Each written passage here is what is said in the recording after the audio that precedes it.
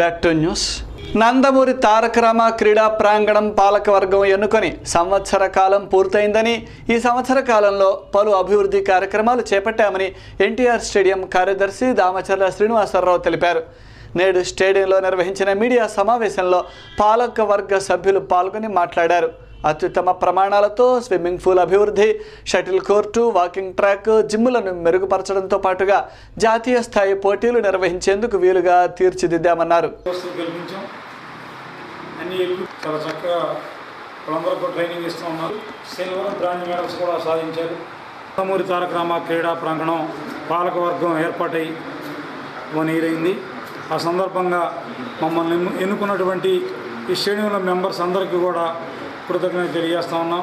అట్లానే మీ స్టేడియంలో ఈ కార్యక్రమాల నిర్వహణ కానీ అన్నీ సక్రమంగా జరగడానికి సహకరిస్తున్నటువంటి స్థానిక శాసనసభ్యులు మోదు వేణుగోపాల్ రెడ్డి గారికి, అట్లానే ఎంపీ గల్లా జయదేవ్ గారికి, ప్రత్యేకంగా కమిషనర్స్ గతంలో వర్క్ చేసి మా స్టేడియం అన్ని యాక్టివిటీస్ డెవలప్ కావడానికి సహకరించినటువంటి కమిషనర్లు అయినటువంటి ఇప్పుడు జాయింట్ కలెక్టర్గా ఉన్నటువంటి డాక్టర్ చెరుకూరి శ్రీధర్ గారికి, అట్లానే డైరెక్టర్గా ఉన్నటువంటి మున్సిపల్ అడ్మినిస్ట్రేషన్ డైరెక్టర్గా ఉన్నటువంటి కన్నాబాబు గారికి, అట్లానే సిహెచ్ అనురాధ గారికి, ఇప్పుడు ఉన్నటువంటి నాగలక్ష్మి గారికి, అందరికీ కూడా మున్సిపల్ అధికారులందరికీ కూడా ప్రత్యేకంగా నేను మా స్టేడియం కమిటీ సభ్యులందరి తరఫున వాళ్ళకి కృతజ్ఞతలు తెలియజేస్తూ ఉన్నాం. అట్లానే ఈ స్టేడియంలో సంవత్సర కాలంలో మేము స్విమ్మింగ్ పూల్ని బ్రహ్మాండంగా అభివృద్ధి చేసాం. అక్కడ ఎటువంటి చిన్న రిమార్క్ లేకుండా చేసాం. జాతీయ స్థాయిలో కూడా స్విమ్మింగ్ చేసుకునే పోటీలకి నిర్వహణకి అనుకూలంగా ఏర్పాటు చేశాం. దానికి సుష్మా చౌదరి గారు బ్రహ్మాండంగా అక్కడ తీర్చిదిద్దారు. అదేవిధంగా మా కమిటీ సభ్యులు అందరూ కూడా అన్ని ఈవెంట్స్లో, ఇట్లానే అంకయ్య గారు షటిలు, ఇట్లానే వాకింగ్ ట్రాక్, సంపత్ గారు ప్రత్యేకంగా షటిల్ కోర్టుకి హవాయి మ్యాట్స్ రావడానికి, national tournament all India ranking tournament జరగడానికి తీసుకురావడానికి కూడా కారకులు మా జాయింట్ సెక్రటరీ అయినటువంటి సంపత్ కుమార్ గారు, ఇట్లానే జిమ్ముల నిర్వహణ, జిమ్ములు బాగు చేయడానికి కూడా మా ట్రెజరర్ అయినటువంటి మనోజ్ గారు, అట్లానే కోట్లింగారెడ్డి గారు, నాగార్జున గారు ఎక్కడున్నా ఆయన కూడా ఎప్పటికప్పుడు సంప్రదింపులు చేస్తూ మా స్టేడియం అభివృద్ధికి చెప్తాను ఉన్నారు. మున్సిపల్ స్టేడియంలో కమిటీగా ఎన్నికైన తర్వాత సందర్భంగా అందరికీ కూడా అభినందనలు తెలియజేస్తున్నాను. మమ్మల్ని గెలిపించి మాకు అవకాశం ఇచ్చినందుకు మేమందరం కూడా మా కమిటీ అందరూ కృషి చేసి ఎన్టీఆర్ స్టేడియం పేరు నిలబెట్టడానికి చాలా అభివృద్ధి పథకాలు చాలా చేసి ఉన్నాము. ఎందుకంటే ఫస్ట్ మేము వచ్చిన తర్వాతే అంతకుముందు మరి 1 year పాటు సమ్మర్ కోచింగ్ పెండింగ్ కానీ చాలా వర్క్స్ కానీ ఇవన్నీ పెండింగ్ ఉండటం చాలా జరిగింది. మేము వచ్చిన తర్వాత కమిటీ చక్కగా స్విమ్మింగ్ పూల్ కానీ అలానే షటిల్ కోర్ట్ కానీ, బాస్కెట్బాల్, స్కేటింగ్ అన్నీ కూడా చాలా చక్కగా మా సెక్రటరీ దామచర్ల శ్రీనివాసరావు గారి ఆధ్వర్యంలో మరి వారు నిరంతరం కృషి చేశారు. స్విమ్మింగ్ పూల్ని ఆ విధంగా రావటం మధ్యలో మాకు కుదరకపోయినా కానీ ఎక్కువ టైమ్స్ సెక్రటరీ గారు స్పెండ్ చేశారు. ఎస్సీ రిజర్వేషన్ల వర్గీకరణను ప్రస్తుత అసెంబ్లీ సమావేశాల్లోనే తీర్మానం చేసి పార్లమెంటులో చట్టబద్ధత కల్పించాలని కోరుతూ నవ్యాంధ్ర ఎంఆర్పీఎస్ ఆధ్వర్యంలో స్థానిక కలెక్టర్ కార్యాలయం ఎదుట రిలే నిరాహార దీక్షలు ప్రారంభించారు. ఎన్నికల ముందు హామీ ఇచ్చిన విధంగా వర్గీకరణ బిల్లును తీసుకువచ్చే బాధ్యత ముఖ్యమంత్రి చంద్రబాబు నాయుడుదేనని ఈ సందర్భంగా వారు అన్నారు. ఈ నెల 22వ తారీఖు వరకు దీక్షలు కొనసాగుతాయని, ఈలోపు తీర్మానం చేయకుంటే కలెక్టర్ కార్యాలయం ముట్టడితో పాటుగా పెద్ద ఎత్తున ఆందోళన ఉధృతం చేస్తామని వారు హెచ్చరించారు.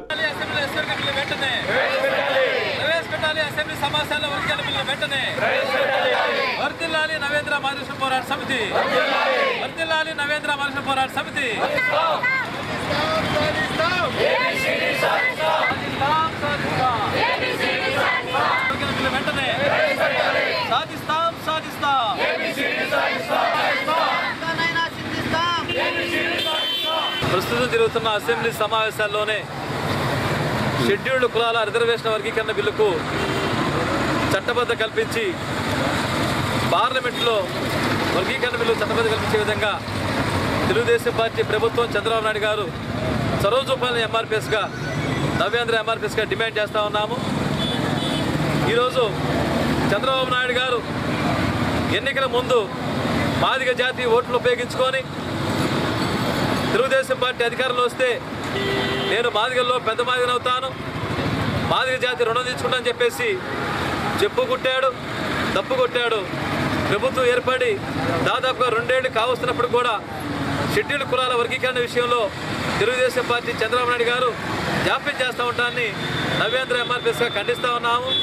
ప్రస్తుతం అసెంబ్లీ సమావేశాలు జరుగుతూ ఉన్నాయి.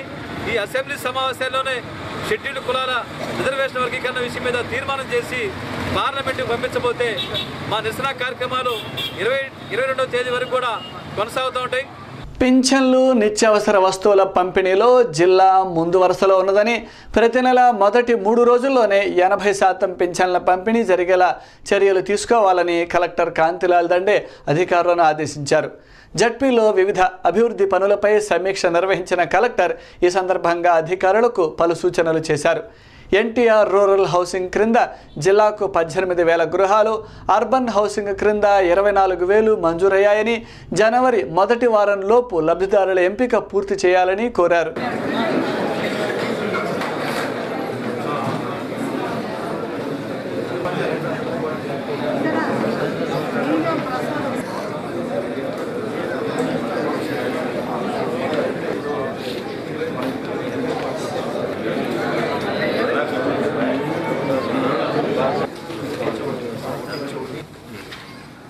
ఆంధ్ర రాష్ట్రం భారతదేశంలో ఉన్న అగ్రగామి రాష్ట్రాల్లో మొదటి 3 రాష్ట్రాల్లో ఒకటిగా ఉండటం అనేది వారి యొక్క టార్గెట్. అలాగే 2029 నాటికి నంబర్ 1 స్టేట్గా ఇన్ ద కంట్రీలో మనం స్థానం సంపాదించుకోవాలని, 2050 నాటికి the most sought after destination across the world. So ఇది మన ఆంధ్ర రాష్ట్రం యొక్క ఫ్యూచర్ భవిష్యత్తు మనం ఈ విధంగా మనం తీసుకుని మన యాక్షన్ ప్లాన్ ఉండాలనేది వారికి ఇది. సో దీని ప్రకారంగా పెన్షన్స్లోను సివిల్ సప్లైస్లో మన జిల్లా బాగానే పనిచేస్తూ ఉందంటే బాగానే మంచి ప్రగతి కనిపిస్తూ ఉంది. పెన్షన్ డిస్బర్స్మెంట్ అలాగే civil supplies 5 kg per head మనం ఇస్తున్న వీటిలో బాగానే ఉంది. బట్ దానిలో పెన్షన్స్లో ఎంపీడీఓస్ నుంచి మనం కోరేది ఏమిటంటే ఫస్ట్ 3 డేస్లో ఇనిషియల్ 3 డేస్లో 80% డిస్బర్స్మెంట్ జరగాలి. So this is the target. So already Krishna district lo first 3 days lo 75% to 78% disbursement సాధించడం జరిగింది. సో మన 57 మండలాల్లో కూడా ఈ మంత్ నుండి మనం ఫస్ట్ 3 డేస్లో 80% డిస్బర్స్మెంట్ని టార్గెట్గా తీసుకుని మనం సాధించేందుకు మీ యొక్క ఇది చూస్తున్నాం. అలాగే ఈ పెన్షన్ డిస్బర్స్మెంట్లోనే Aadhaar authentication, ration card authentication ఇవి 2 ఉన్నాయి కాబట్టి ఆల్టర్నేట్గా మనం వాడుకుంటున్నాం కాబట్టి పంచాయత్ సెక్రటరీ ఆథెంటికేషన్ ద్వారా డిస్ట్రిబ్యూట్ అవుతున్న పెన్షన్స్ని తగ్గించవలసిన అవసరం ఉంది. టీవీ న్యూస్ ముగించే ముందు హెడ్లైన్స్ మరొక్కసారి.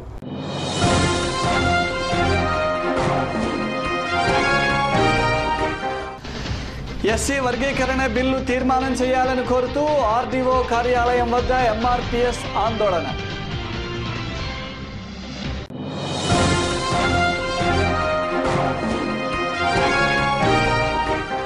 కాల్ మనీ ఉదంతాన్ని అసెంబ్లీలో చర్చించి నిందితులపై కఠిన చర్యలు తీసుకోవాలి, వైఎస్ఆర్సీపీ నాయకుల డిమాండ్.